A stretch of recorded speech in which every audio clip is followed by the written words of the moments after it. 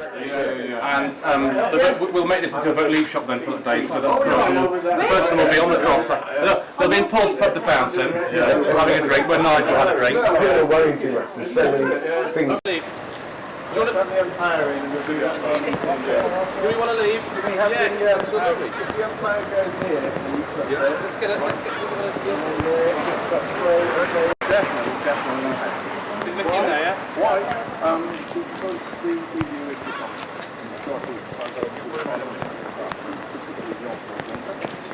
the Side are working hard at street level. They've set up a shop offering campaign material. I don't think we should be in the EU. No, not looking after ourselves. They believe their vision of Britain freed from the EU is striking a chord. Every type, age of person, ladies and gentlemen, we've had here, honestly, and the enthusiasm and the belief that they want to back the Leave campaign is I mean, I felt that, but certainly in Gloucester and Gloucestershire more widely, it's for Leave at the moment, without a doubt. OK, folks, we're back here now. We've got the balloons, more helium, everything that you need. Come on, roll up. I don't want to take this back into St Aldgate Street to the Brexit shop, so roll up. Antique lampshades, but they're also selling something else today, that is political change. We had Stronger In at this car boot sale last weekend. This weekend, very much the turn of the independence movement. Don't leave here, UKIP have a store just next door. They've been playing patriotic music on the speakers. You can see the British bulldog there as well. Let's just see if we can have a quick word. Richard, what's your take on the mood on the streets around here? Well, the mood on the streets in Gloucester is definitely for Leave, there's no question about it. We've got the Brexit shop in Gloucester now in St Aldgate Street. People coming in from all over the county and further afield wanting boards, balloons, stickers, every kind of promotional material. So Gloucester is for Leave, definitely. Well, it isn't unanimous, is it? Because the Stronger In campaign, those supporters wouldn't necessarily come to a school like this. I mean, I spoke to a chap who was very worried about the future for Nissan and Honda, foreign firms with bases in the UK here. Isn't it just the case that supporters of Remain simply don't want to come up and take a free balloon, thank you very much? Well, I'm sure that's true, but you know, the people we're seeing are very much for Leave. I've seen hardly any activity for Remain in Gloucester. It's been very low visibility, so it's a very shy campaign if that's what they're doing. Of course there are people for Remain, there's no question there are, but you know, people's worries, you know, Honda's not going to close down and leave this country just because we leave the European Union. That's the biggest load of nonsense that's come up. What have been the core issues for them? What are people saying to you as they come to this stand? Well, they're saying they're worried about their children and their grandchildren, and that's why they want to leave. They're worried about a future for their kids in this country. They want jobs, they want houses, you know, they want their children to have the life they had. They want a national health service, and they're worried about the pressures on every kind of public service, and they want a life for their children, the life they had, and they don't think their children are going to get it, and that's why you'll find. But we haven't just got older people, we've got younger people as well. Every age, every type of person, men and women, everybody is concerned about the future of our country within the European Union. And the Swiss even yesterday, as each day goes by, it changes. You were joking on the microphone on the tannoy here that you run out of hot air earlier. Absolutely. In which to blow up your green balloons here. Absolutely, the balloons have gone so quickly. Would you accept, though, that there's been plenty of hot air from both sides in this? I absolutely do. It's been quite a negative campaign. There has been hot air. It's very, very disappointing. This is the biggest, most important thing to happen in our country, certainly in my lifetime. It's more important than general elections. There's been lots of hot air. We've now got more helium. We did actually ring number 10 Downing Street, asked Mr Cameron for some hot air, but he couldn't provide it, so we've had some brought in from Gloucester this morning. Chief Explanation, thank you very much. Thank you. Richard Ford, that's all from us here. Brexit, the movie. Brexit, the movie. Yeah. Richard Ford, UKIP campaigner and Vote Leave campaigner. You're one and the same at the moment. How's it been going here today? It's been fantastic. I mean, Gloucester Car Boot is a great destination. We've had people from all over the county and throughout the southwest. We've got through so much stuff. Everybody was saying you're bringing too much down, Richard. We'll never get rid of it. We've got the final delivery, I think, from Newton Abbott for the whole southwest of boards, Corix boards, stickers, balloons, leaflets. If anyone's watching in Gloucestershire, come down. We're here till 1 o'clock, and certainly we can, you know, please take it. And if not, come to the shop in Gloucester, central Gloucester next week. What are people saying to you as they come to this stand here? Well, they're worried about the future of our country for their children and their grandchildren. That's the most important thing. They're worried about jobs. They're worried about the National Health Service. They're worried about college debt. They're worried about housing. They want their children to have the future and the opportunities in their lifetime that they had. And every generation since the First World War has done better than their parents' generation. They're worried this is the first generation now of young people who are going to do less well than their parents, and they're worried about that. Is it disenchantment? I wouldn't say disenchantment. I think what it is people are worried about the future. It's as simple as that. They've got no confidence in the European Union. They don't have a great deal of confidence in Westminster either. They feel disorientated and disenfranchised. They feel no one's listening to them. And I think the most significant thing in Gloucester and elsewhere within the country is that the Labour Party and the Conservative Party and the Liberal Democrat Party are all saying pretty much the same thing as far as the European Union's concerned. They're offering nothing different between the three of them. People come to the shop and say, who is going to represent us, the ordinary people of Gloucester? Labour has now joined forces with the Tories, the Lib Dems were in coalition with the Tories. No one is offering an alternative apart from UKIP. Has the tone changed now? Well, we had the shop closed only waiting for delivery on Friday. We had a low-key campaign yesterday. I don't know, it's hard to say because the tone changed the previous Saturday. We found there was a bit more aggression, frankly, from some Remainers the week last Saturday, and the same thing seemed to happen. Actually, I don't think it happened quite as much yesterday. It seemed a bit more muted yesterday, but I think it's going back into full force now. I mean, obviously we've been very respectful. We haven't been campaigning. It's been very, very low-key. Nothing on Friday and very low-key yesterday. But obviously it's all cranked up again here today. I mean, people are very concerned, very upset. A lot of Leave people are very, very upset about what happened to Joe Cox MP. An absolute disgrace. And I think people are worried even more about the future when they see that kind of thing happening. And just give us a flavour of the next few days for your side of the argument. What we're going to be doing in Gloucester, we're going to have a shop open in Gloucester. We're going to be working very, very hard. We're leafleting, we're campaigning, Vote Leave, we're doing a targeted drop during the course of next week. We'll be out on the streets, we'll be on Gloucester Cross, we'll be outside the Guildhall. So it's all, all hands to the deck this next week in Gloucester. And I'll just ask you again, how's it been going here today? Well, here it's been busy. I mean, beyond my wildest dreams, I couldn't sit, I can't believe how busy we've been. I mean, you can see we've still got piles. We bought so many piles this morning, a big minivan full of boards, and we've got rid of probably 3/4 of them, and we're not finished yet. So it's been great, and there's been people from not just Gloucester, from throughout the southwest and throughout Gloucestershire as well. The most important thing is to get the message across, and the biggest thing that we have is people coming to us today at the car boot and in the shop during the week and saying, we don't know sometimes, we get no information. Thank you for being here, thank you for giving us information, because we haven't had the information. We want to know what's going on. We've got every kind of leaflet, whether it's about fishermen, farmers, economy, whatever it is. We've got absolutely everything, so please come, pick up the information.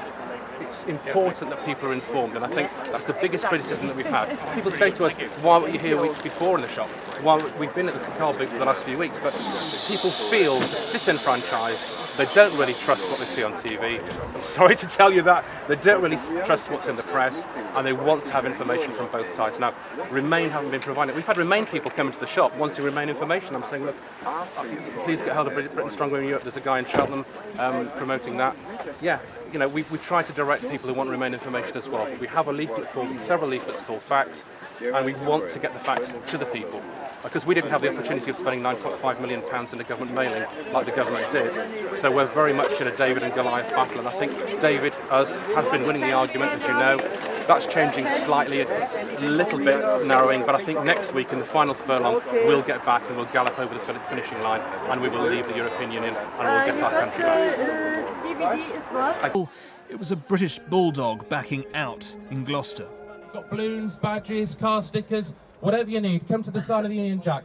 Among the stallholders at this car boot sale, one selling political change. People are worried about the future. It's as simple as that. They've got no confidence in the European Union. They don't have a great deal of confidence in Westminster either.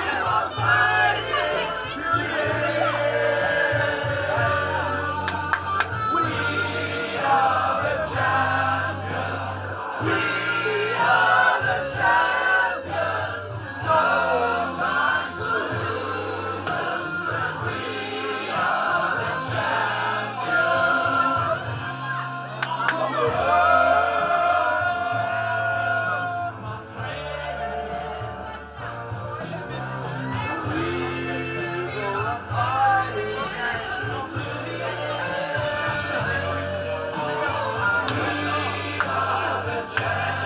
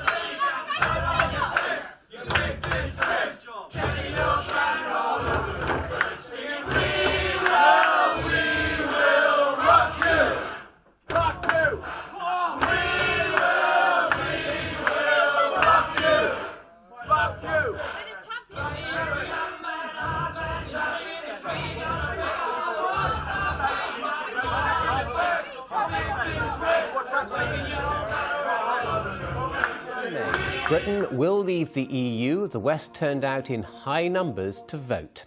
This morning, news of the result was both celebrated and regretted. Morning's reaction. Here's our political editor, Paul Baltrop. Mid-morning in Gloucester, and they brought out the bubbly. Their efforts in the city had helped achieve one of the West's biggest votes for leave. Tired but elated. We just can't believe how well Gloucester's done. You know, we knew we were in the cross. We're in the shop here, the Brexit shop. Been outside the Guildhall. It's been amazing. I thought we'd win in Gloucester. I really believed we'd win in Gloucester, but the margin, 58.5%. I think it's second highest in the county after the Forest. You know, it's really, really overwhelming. Their victory began to look possible when Swindon made the region's first declaration of the night. The number of votes cast in favour of leave the European Union was 61,745. I absolutely will miss him, yeah. Of course we'll miss him. And I'm very sad, actually. But he's determined to build on the party's achievements. Well, I think it's going to be very, very difficult. But the fact of the matter is that UKIP is not a one-trick pony. It's not a one-man band. We've got very many capable people within the party who I'm sure will, in a different way from Nigel, will carry the party forward. Our Home Affairs correspondent Andy Davis is in Gloucester tonight, a city that voted to leave in the referendum. Well, you join me in a city where the Conservative MP had urged people to vote in, but where most people voted out. 58% in fact. So this is fairly strong Brexit territory behind me, and a good place, we thought, to ask Leave voters what they made of today's dramatic events. One UKIP businessman said he thought it was a scandal, a complete disgrace, he said. But for the Tory voters we met, it was much more a case of what's done is done, let's just get on with it. 4 weeks ago, Theresa May came to Gloucester as part of the Remain campaign. Leaving the EU, she told a breakfast meeting, would hurt people here for years to come. Now she's heading to number 10, and this local UKIP activist isn't at all happy. I just thought, what a scandal. And it's interesting, isn't it, that the prospects for Prime Ministers who become Prime Minister by this method are very poor. Today's latest twist he decries as an outrage and a betrayal to those he encouraged to vote Leave. I don't trust Theresa May to implement in a proper fashion. When Gloucester was 58.5% for Leave, how will those people feel? As I just said, they'll feel totally betrayed. Welcome to the Sunday Politics here in the West on this extraordinary morning. In the next 30 minutes, we'll be trying to make sense of the political earthquake that happened on Thursday, when huge swathes of the West Country voted out, while hundreds of thousands in places like Bristol, Bath and elsewhere voted to stay. A big divide has also opened up between younger and older voters, so we'll be at Glastonbury, where the result is still sinking in. What happens next in this political quagmire? We'll be asking some leading West Country figures. And here they are, a team who hopefully know the difference between their Article 50s and their elbows. James Gray, MP for Wiltshire, a Conservative who voted out, along with the entire county actually. Richard Ford from UKIP in Gloucester and a leading light in the Leave campaign. Thangham Debonair, Labour MP for Bristol West, a shadow minister in Mr Corbyn's team. And James Monk, who is from Business West, an organisation that represents commercial interests. Welcome to you all. James Gray, first of all, you voted out, you won narrowly. Is there a plan about what happens next? Yes, there's a very clear plan about what happens next, and that is the whole country must come together, must calm down, must steady their nerves. The country have decided what to do. The people have spoken, a brilliant democratic exercise. The people have spoken, they said we must leave, we must now steady back and consider carefully and quietly what happens next. But the Prime Minister's gone, the Chancellor is nowhere to be seen, we don't know who the leader is going to be, the pound has sunk. And bouncing back a bit. Have you any buyer's remorse? I think absolutely everybody who voted either way last Thursday woke up the following morning saying, I wonder if I did the right thing. And of course that's a natural reaction. If anyone who's absolutely dogmatic about these things is probably wrong. But the important thing now is we have decided what to do, the people have decided what to do, and the important thing now is to come to the right conclusion, the right exit from the European Union, re-establish leadership in the Conservative Party, sort out the Labour Party, because we want a good, strong opposition. I like an opposition, so we need to sort out the Labour Party properly too. We'll let the Labour Party worry about themselves. First of all, so you woke up on Friday morning thinking, gosh, what have I done? No, I've campaigned to leave the European Union for 40 years. I campaigned against joining in the first place, so I've been consistently a Brexiteer always, and I'm certain we did the right thing. But like anybody in a situation like this, any sensible, real, intelligent person will say, well, gosh, what is the future? What is going to happen next?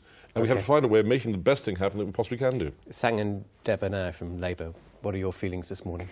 Well, whenever someone tells me to calm down, it makes me worry about what it is they're telling me to calm down about. And I think that's part of the problem here. You asked James what the plan was, and it seems to me pretty clear that the government doesn't have a plan. The Prime Minister resigned on Friday, having been responsible for calling this referendum. I campaigned strongly for Remain because I believed it was in the best interests of workers' rights, environmental protection and growth for trade and jobs. OK, so we didn't win. Naturally, I'm devastated, but more importantly, my constituents are devastated. I need to help find a way with other people in other parties of how we get through this, but it's disturbing to me that the Prime Minister, the minute it happened, resigned, walked away and left the country, which it looks to me, without a plan. OK, so now we need strong opposition, don't we? Absolutely. A team ready to go into government if necessary. That's what the job of the opposition is. Yes. So where is Mr Corbyn and what should he do?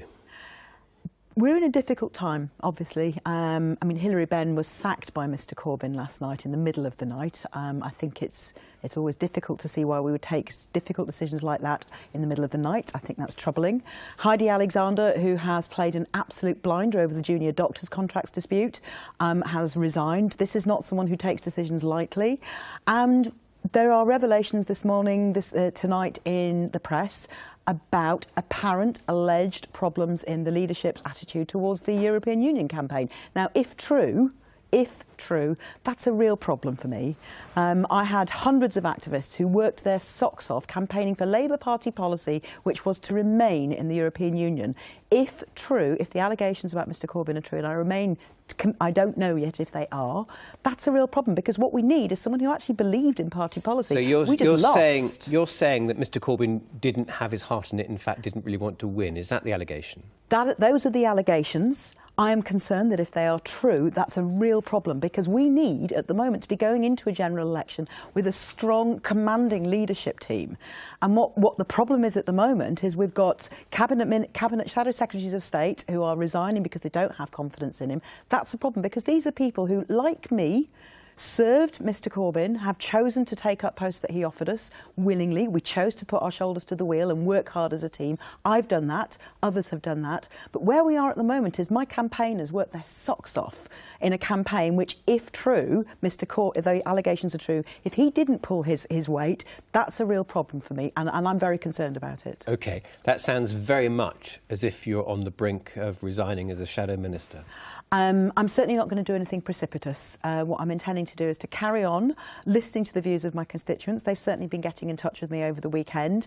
And the overwhelming note from my constituents is one of sadness that we have chosen to vote leave as a country, because as a constituency, my constituency, Bristol West, overwhelmingly voted to remain. And they did so for reasons that they feel very strongly about. What would it take to make you resign then?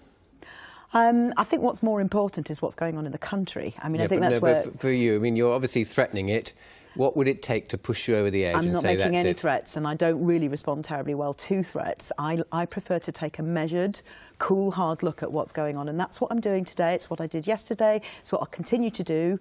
Obviously, I will have to make a decision at some point, because if colleagues are resigning, that does indicate something really troubling. But the most important thing for me is that we are turning our fire as quickly as possible, and I'm already doing this, on the party that doesn't seem to have a plan for the country. The country is facing a really difficult situation. Where's the plan? I don't see it, and that's where the problem lies. Well, hang on a second. The Tory party is the party not of quite fair. government. The plan is the manifesto on which we were elected 12 months ago now, and that manifesto remains our manifesto. That's the plan for the next 5 years. But there isn't a plan for what happens when we come out of the European Union. Perhaps UKIP have got a plan, or have you not? Well, of course we've got a plan. The fact of the matter is we just had a vote of no confidence, not only in the Conservative government, but also in the Labour opposition. The ordinary people of this country have risen up and said, finally, we've had enough. And the plan will be to leave the European Union, to bring everything back into this country's governance, the sovereignty of our own Parliament. We've got a civil war in the Conservative Party, a civil war in the Labour Party, no plan B. Civil war in UKIP too, actually. Well, the Civil Party's only got one MP. It's quite hard to have a civil war, isn't it? He's fallen out with the leader. Yeah, He and just Mr. let me just Farage ask you, Richard, this crucial Mr. point. Farage at odds? You're MP. You're only MP, and Mr. Farage. Well, one MP, 4 million votes. We don't need to go into that. But the fact of the matter is... I just want to ask you this, because it's really important. A lot of people are itching to see that £350 million per week come into other services, including the NHS. When will that be delivered, and what will happen if it's not delivered? Well, at the moment, we're still members of the European Union, so money will still be being paid to Brussels, clearly, for the next 2 years or however long it is until we exit. But once we do exit, then there will be more funds available to come into frontline services in this country. And where's that going to go? Because we've heard people have recounted over the weekend. Money that was supposed to be spent on the NHS, where is that actually going to go? I'm not sure they have recounted, actually, to be honest with you, Thang. And the fact of the matter is, whatever savings are made... Mr. Farage said he wouldn't have campaigned on that. Well, no. Obviously, Farage was... You haven't been able to answer the question. It will go to frontline services, National Health Service, schools, hospitals, housing. Right. And Farage was not part of Vote Leave. It's a different Tory-run organisation. Folks, we're live this morning and we've got a lot to get in, so I have to stop you there. Let's bring in James Monk from the business community here in the West Country. Paddy's rather gloomy assessment of the economic effects. Do you go along with that? Do you think there's going to be sort of long-term as well as short-term damage? I really hope there isn't going to be long-term damage. And I think it's up to whoever's going to be leading these negotiations that we're now going to be having to make sure there isn't. They have to make sure that at the forefront of their negotiation is trade. It is making sure business needs to remain having access to the single market. This is paramount. So if that meant that we had to accept the free movement of people, is that going to be acceptable to UKIP? Well, I don't think it is, because the key issue of the free movement of people was the reason why so many people did vote for leave. I mean, it's all very well Paddy Ashton saying he's a Democrat, then saying it's howls of rage and so on because people voted away he didn't want. But the fact is, the voters of this country, 17 million of them voted to leave. A clear majority, 52% is the majority.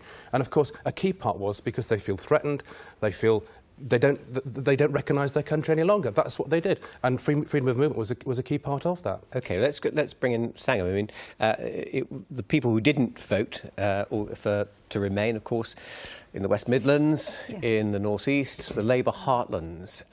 Is he right that they simply immigration was one of their main problems, and that the Labour Party just didn't talk to them about that? Immigration came up on the phone banks when I was campaigning over the last few months, and in my own constituency of Bristol West, people contacted me overwhelmingly saying we want to be an outward-facing country, we value our European visitors, we value the fact they come here to study and work and pay taxes, and we also value the fact that young people in this country can go and study, work, pay taxes in anywhere else in the Union. But that's your constituency. But that wasn't it. But that wasn't your raised enough. Which has the highest number of graduates in the UK. It certainly does, and that was missing. That was missing in the debate, and that was missing throughout. So different aspects of immigration were definitely missing from the debate in the European referendum campaign, and I regret that bitterly, because what's happened is people have now voted, as Richard says, lots of them have voted because of immigration and their fears about that, without those fears being properly addressed. Because if we're going to stay in that trading bloc, we will still have to have free movement of people, and I think a lot of them didn't really understand what the consequences of that were. But is it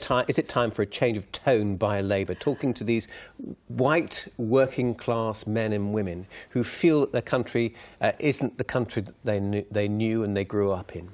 And times do change, yes, and I understand why people find it difficult. I also understand why people who are facing a housing crisis, who can see their sons and daughters not able to step on the housing ladder or get social housing, are troubled by that. But the guns were turned on the wrong culprits. We have a housing crisis because we don't have enough homes, we aren't building enough homes, we're not making enough affordable homes. When people say they're blaming the immigrants, that's really troubling, it's disturbing, and it is rousing. I'm sure the gentlemen here aren't part of this, but it is rousing a really troubling far-right ring. But James Gray, I mean, we're talking about immigration numbers, and now some people are saying, actually, we're not going to be cutting immigration at all, really. Is that how you see it? Would you be disappointed if those numbers didn't come down? Of course. I mean, a very large part of the campaign has been about immigration, and we have had 1.5 million extra people in this country in the last 10 years, and 1.5 million extra people means bigger pressure on houses, or bigger pressure on doctors, surgeons and schools. Of course we must see immigration coming down. 300,000 a year at the moment, half them from the EU and half them from elsewhere.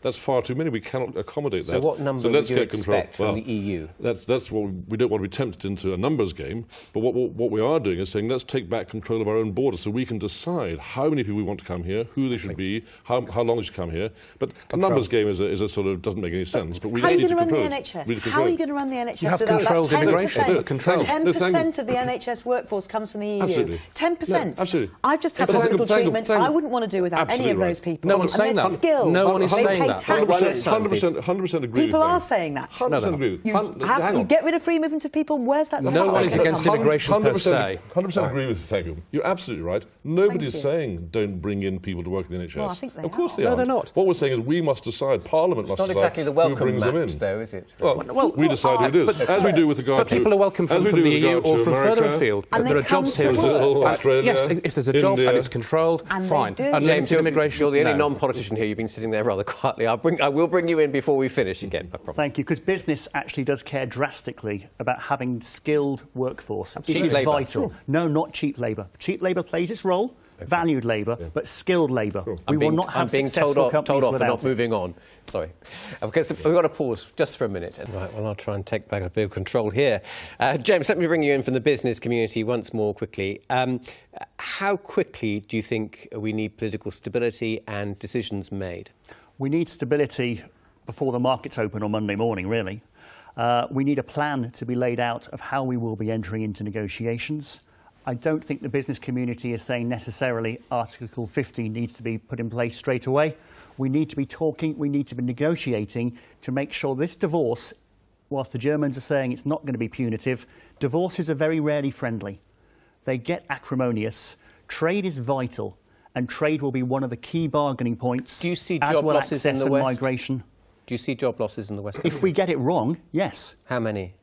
It could be thousands. It will be thousands if we get it wrong. If we get it right and build on the strength of the businesses in the South West, their tenacity, the fact that overseas markets love British products, we need to be doing what the Brexiteers have been campaigning on, of not just addressing the European market, going out and looking at the rest of the world, but making sure we've still got access to the single market. Let's bring in James Gray. James, who's the next Prime Minister going to be? We've almost forgotten that all this happening. We've lost the Prime Minister. Before we do that, I very much agree with James. We have to get the trade thing sorted out. Although bear in mind that 96% of all businesses don't export. Only 4% do. So James, the vital thing is, yes, they don't truly export. Their goods and services do not go to overseas market. But we now in the South West are so engaged in pan-European supply chains. Okay. Yes. Well, of course. I want to know who the next Prime Minister is. I'm going to answer your question very, very straightforwardly in a negative sense. It's not going to be me. I hope that's a first. You heard here first. I think there may be a beyond few that. There are 34 people of my colleagues, I think. No, relief, David. That's a terrible thing to say. How many years have we known each other for? You ought to be saying, no, James, please do. Oh well, yes, perhaps we could. That would give us a good story. There are 34 of my colleagues who are showing interest. We need someone who will bring the party together, bring the country together, come up with a plan that the other James was talking about a moment ago, and indeed that Thang was talking about. Is it right? And take the country forward. Is it right that we're going to be presented with a new Prime Minister, elected by members of the Conservative Party, and we have no say over it? Well, of course, that's what happened both with regard to John Major and also with regard to Gordon Brown. That's the nature of the beast, is that the party decides who our leader is. We can elect a Prime Minister 1 year previously and then suddenly have a new one. 1 year ago you didn't elect a Prime Minister. 1 year ago you elected the Conservative Party on the basis of the Conservative Party manifesto. Our leader at that time happened to be David Cameron, but just as we removed Margaret Thatcher mid-term and replaced her with John Major, we're doing the same thing today. OK. We're just hearing the reports, not confirmed, that Kerry McCarthy, the Shadow Environment Secretary, has considered her position and is considering quitting. What do you expect today to be happening? I think it's going to be a challenging day. I think a lot's going to happen. I think a lot of people are going to be thinking really hard about how we have a strong opposition to what's going on, what the government are doing without their plan, and how we're going to defend workers' rights, environmental protections, and all the other things that matter so much. And if there's going to be a general election, we need to be match fit to win it. Do you think there should be a general election? Well, I mean, that's a matter for whoever takes over as leader of the Tory party. OK. Do you think Mr Corbyn will be here in place next week? I couldn't possibly say. OK. Are you happy? You're pleased? Well, to answer your last question of Thangham, yes, I do think there should be a general election. This duopoly, the Labour-Conservative duopoly, has run this country for nigh on 100 years, pretty much, and brought us to this pass. You know, so many people feel unrepresented. We have to go. Now is the time for an election. Sorry, so brief our time. That's it. What a Sunday. Let's go back to Andrew in London.